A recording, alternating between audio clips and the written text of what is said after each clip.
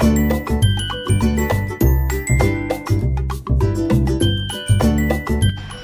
what's up guys? Selamat datang ke Kisah Semasa TV. Terima kasih kepada yang sudah subscribe channel ini. Kepada yang belum, bolehlah subscribe untuk mengetahui kisah semasa. Menurut Facebook Dr. Ashraf Wajdi Dusuki, tambah baik air citra, satu saiz tidak muat untuk semua. 5 cadangan penambahbaikan air citra.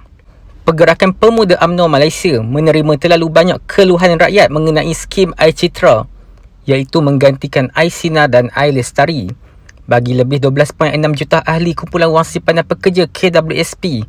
Antaranya, bayaran RM1,000 yang hanya akan dibuat pada bulan Ogos adalah agak lewat tak kala rakyat sedang terdesak memenuhi keperluan hidup ketika ini. Itu pun jika diluluskan apabila kaunter permohonan mula dibuka bermula pada 15 Julai 2021. Bayaran pertama sebanyak RM1,000 juga amat tidak berbaloi kerana ramai punya komitmen tertunggak yang perlu dilangsaikan setelah hampir 3 bulan berada dalam keadaan terkurung tanpa pendapatan ataupun berkurangan. Ramai berpendapat mekanisme air citra bakal menghilangkan sepenuhnya simpanan akaun 2 ahli KWSP yang telah dirancang untuk pelbagai komitmen lain seperti pembiayaan rumah, pelajaran dan kesihatan sebelum simpanan akaun 1 dapat digunakan. Golongan M40 yang mempunyai simpanan lebih RM100,000 hakikatnya amat terkesan kerana rata-rata punya komitmen jauh lebih besar daripada B40, namun mengalami nasib serupa dengan pendapatan terjejas akibat terkurung 3 bulan.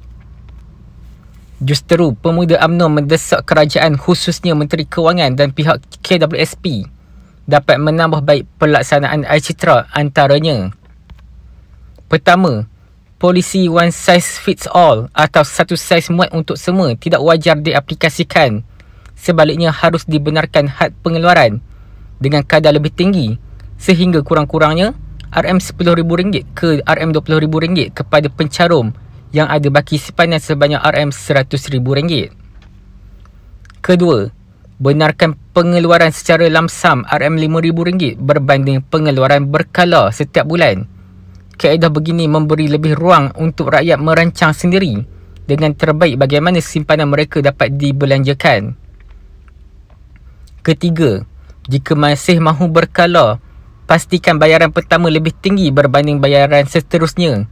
Sebagai contoh, sekurang-kurangnya RM2,000 bayaran pertama dibenarkan bagi membantu rakyat yang punya komitmen tertunggak bahkan amat terdesak kerana keadaan mereka lebih parah berbanding PKP 1.0 dahulu. Keempat, benarkan akses ke akaun 1 berbanding kaedah mengutamakan penggunaan akaun 2 KWSP. Kelima, permudahkan dan percepatkan pengeluaran air citra tanpa perlu melalui proses permohonan dan kelulusan yang panjang.